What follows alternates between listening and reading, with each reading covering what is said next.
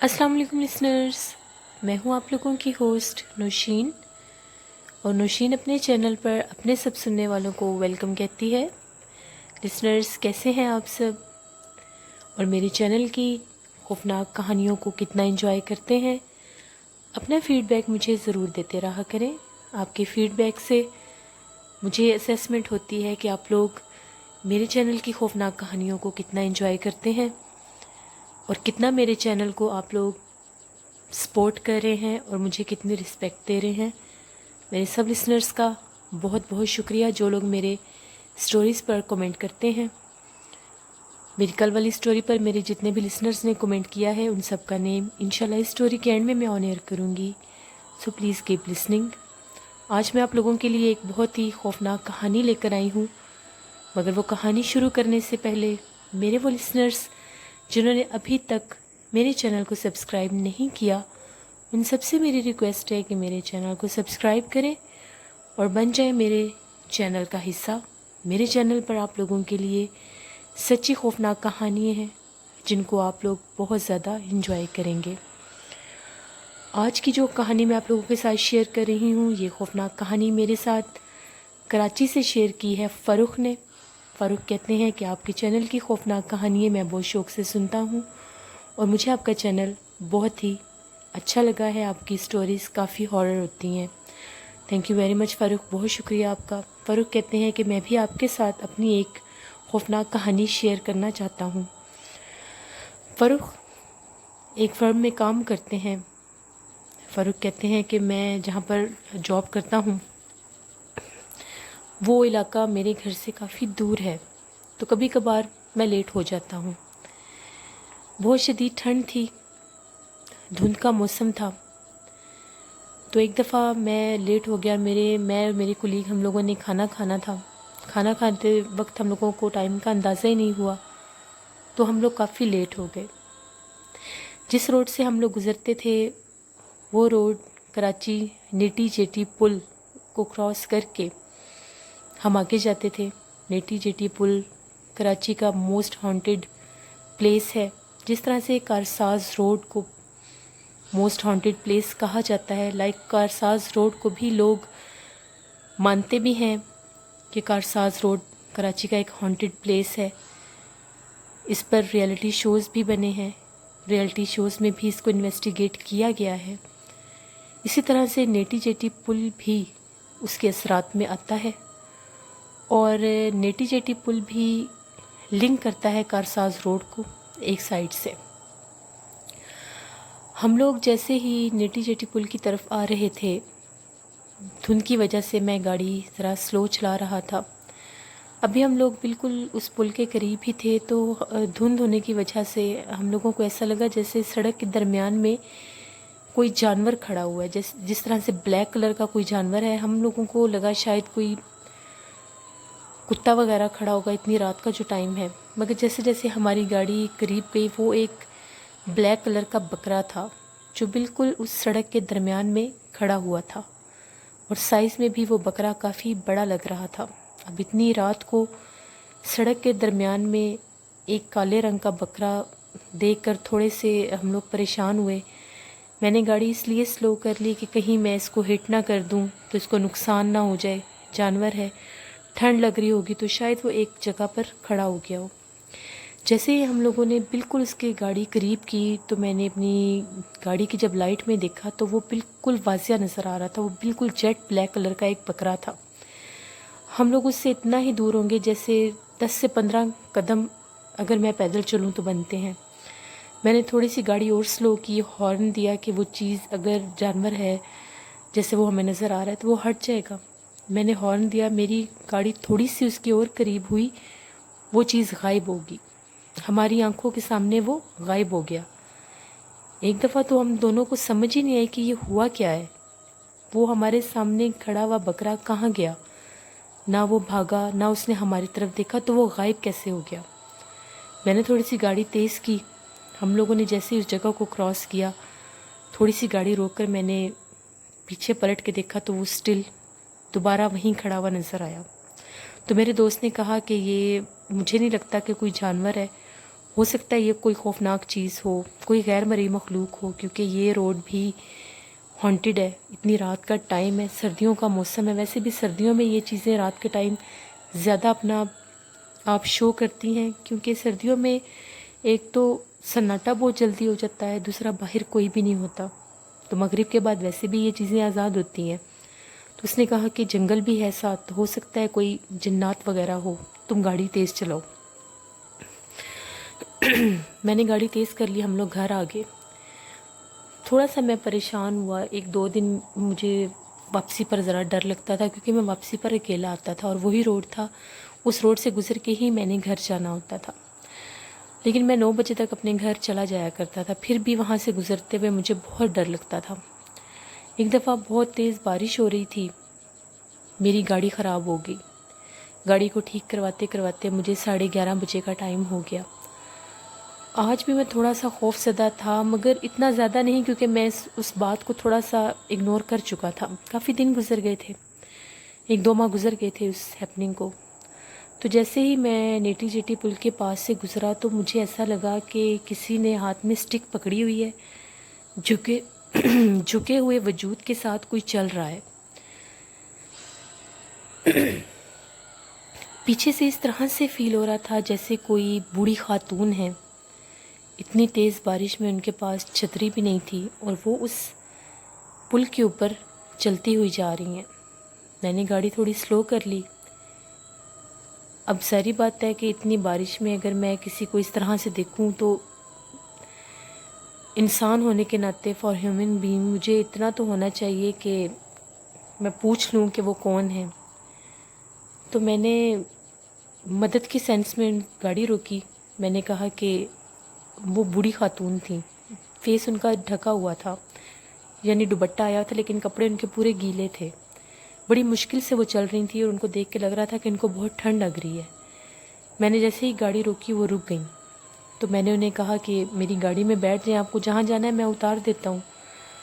انہوں نے ایک دفعہ بڑا گھور کے، تھوڑا سا اپنی چادر کو سائڈ پہ کر کے بڑا گھور کے میری طرف دیکھا، ان کی آنکھیں بڑی بڑی تھیں، میں تھوڑا سا ڈرا، تو میں نے انہیں کہا کہ میں آپ کی مدد کرنا چاہتا ہوں، تو آپ آئیں، میں آپ کو اپنی گاڑی میں بٹھا کر چھوڑ آتا ہوں، آپ مجھے اپنا بیٹا سمجھیں، اتنی رات کا ٹائم ہے اور بارش بھی ہو رہی ہے، تو آپ کیسے اکیلے سفر کریں گی، آپ کہاں سے آئی ہیں؟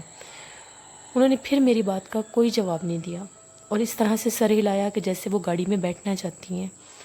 میں نے گاڑی کا پچھلا دروازہ کھولا اور ان کو بٹھا لیا اور خود میں گاڑی میں بیٹھ کر گاڑی چلانے لگ گیا۔ تھوڑی سی گاڑی آگے گئی تو میں نے ان سے پوچھا کہ آپ نے کہاں جانا ہے، میں آپ کو اتار دیتا ہوں۔ وہ پھر نہیں بولی۔ اب جہاں پر نیٹی جیٹی پل آگے کارساز روڈ کو لنک کرتا ہے وہاں تک میں پہنچا تو انہوں نے مجھے کہا کہ بائیں طرف۔ جب انہوں نے بائیں طرف کا لفظ بولا تو جن خاتون کو میں نے بٹھایا تھا وہ کافی عمر رسیدہ تھی، اتنی بوڑھی تھی کہ وہ جھکی ہوئی تھی، سٹک پر تھیں، لیکن وہ جو بولی تھی ان کی جو آواز تھی وہ ایک ینگ لیڈی جیسی تھی۔ مجھے لگا پتہ نہیں میرے کانوں کو سننے میں غلطی ہوئی ہے، میں نے دوبارہ پوچھا، گاڑی میں نے روکی، میں نے دوبارہ پوچھا کہ آپ کو کس طرف جانا ہے؟ انہوں نے پھر بول کر کہا بائیں طرف، لیفٹ سائڈ پہ۔ اب میری تو حیرت جواب دے گئی تھی، تیز بارش، رات کا ٹائم، بٹھایا میں نے گاڑی میں کس کو اور آواز کس کی آ رہی تھی؟ پسینے کے ساتھ اتنی ٹھنڈ میں مجھے اتنے سخت پسینے آ رہے تھے خوف کی وجہ سے کہ میری ساکس تک مجھے فیل ہو رہا تھا کہ گیلی ہو چکی ہیں۔ اب مجھے یہی تھا کہ یا آر یا پار، پتہ نہیں اب میرا کیا بنے گا۔ سمجھ تو مجھے آ گئی تھی کہ جب میں نے آواز سنی ہے، غلطی میرے سے یہ ہوگی کہ اتنی رات کو میں نے مدد کی سینس میں گاڑی روک لی۔ دل میں نے سوچا کہ اب اللہ ہی میرا حافظ ہے، پتہ نہیں اب میرا کیا بنے گا۔ میں نے دل ہی دل میں آیت الکرسی پڑھنا شروع کر دی۔ لیفٹ سائڈ پر میں نے گاڑی ٹرن کر لی۔ جیسے ہی کارساز روڈ تک ہم لوگ پہنچے تو وہ جو کوئی بھی چیز تھی انہوں نے کہا روک دو۔ اب جو لفظ انہوں نے کہا روک دو وہ بھی ایک ینگ لیڈی کی آواز تھی۔ میں تو پہلے ہی تھر تھر کانپ رہا تھا کہ پتہ نہیں، میرے میں تو اتنی ہمت ہی نہیں ہوئی کہ میں اپنے جو ڈرائیونگ گلاس ہوتا ہے اس میں سے دیکھ بھی سکوں کہ پیچھے کون ہے۔ میں نے گاڑی روک دی، میں بالکل خاموش تھا، میں بولا ہی نہیں، لیکن میں بہت زیادہ خوف زدہ تھا۔ جب وہ چیز گاڑی کا دروازہ کھولا، جب وہ چیز گاڑی سے باہر نکلی ہے، میری بالکل چوٹی سے تھوڑا سا نیچے اس چیز نے میرے تھوڑے سے بال کھینچے ہیں، اور جب اس چیز نے میرے بال کھینچے میرا سر سیٹ پر تھوڑا پیچھے لگا تو میری ایک دم سے چیخ نکل گئی۔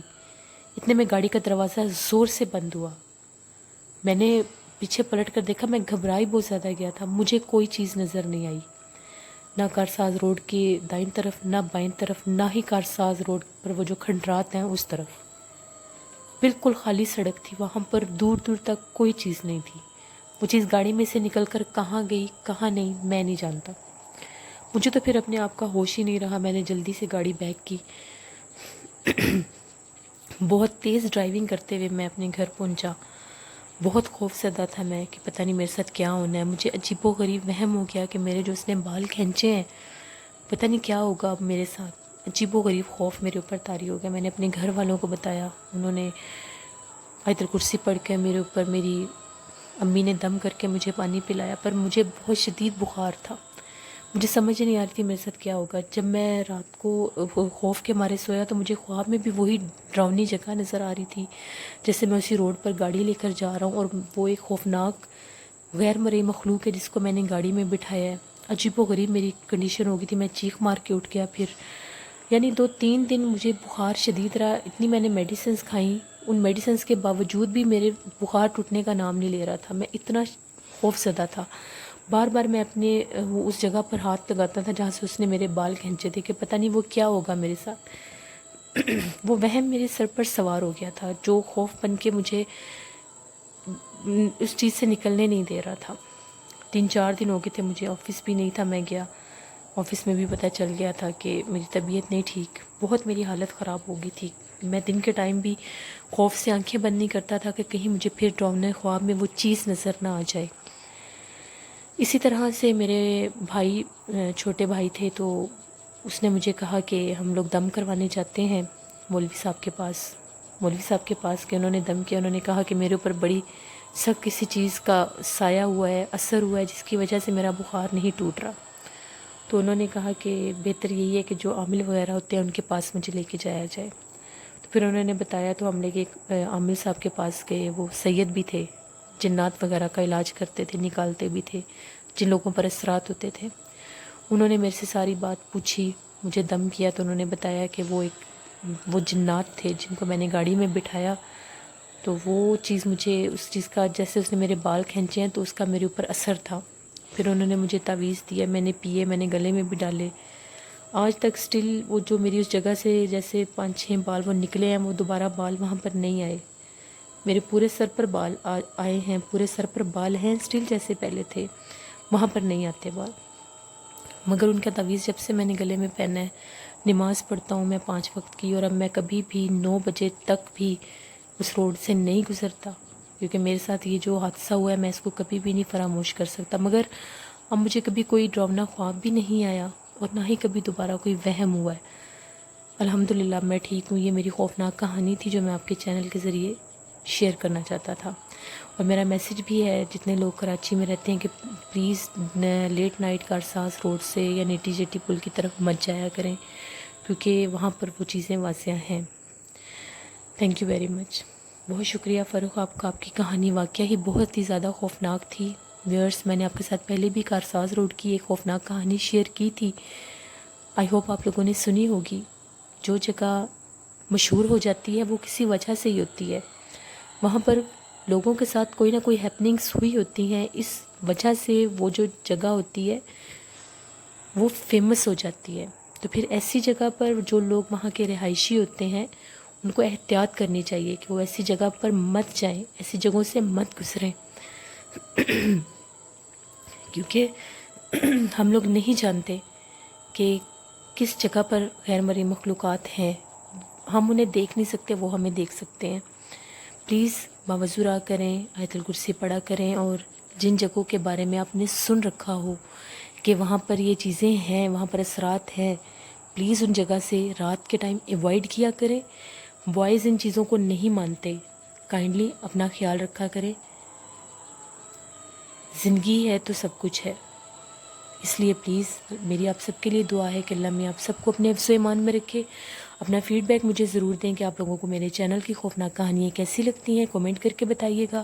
اور جن لسنرز نے ابھی تک میرے چینل کو سبسکرائب نہیں کیا, پلیز میرے چینل کو سبسکرائب کریں. اب میں ان لوگوں کے نیمز آن ایئر کروں گی جن لوگوں نے کل والی سٹوری پر مجھے کمنٹ کیے تھے. نفیس احمد ہمیں کمنٹ کرتے ہیں. مکسچر فکسچر ہمیں کمنٹ کرتے ہیں. شافیہ رفاقت نے کمنٹ کیا ہے. محمد عمار پاکستان فیصل آباد سے کمنٹ کرتے ہیں. شبانہ عمران کمنٹ کرتی ہیں. آفتاب خان کمنٹ کرتے ہیں. انڈیا سے ہمیں صابر اقبال کمنٹ کرتے ہیں. سید علی حیدر کمنٹ کرتے ہیں پاکستان گجرات سے. اکمل ملک ہمیں کمنٹ کرتے ہیں سعودی عربیہ سے. عامر علی ہمیں پاکستان جھاوریاں سے کمنٹ کرتے ہیں. ایم احسن نے ہمیں کمنٹ کیا ہے. خضر عمران ہمیں پاکستان اکاڑا سے کمنٹ کرتے ہیں. حرمین بلال ہمیں پاکستان اکاڑا سے کمنٹ کرتی ہیں. عشاء اوان ہمیں پاکستان ہارون آباد سے کمنٹ کرتی ہیں. مسز حامد اوان ہمیں پاکستان ہارون آباد سے کمنٹ کرتی ہیں. قاسم پٹھان ہمیں کمنٹ کرتے ہیں. اخلاق علی ہمیں انڈیا سے کمنٹ کرتے ہیں. ناہید ایاز نے ہمیں کمنٹ کیا ہے اور انہوں نے میرے سے ریکویسٹ کی ہے کہ میں کہانی اتنی لیٹ اپلوڈ نہ کیا کروں.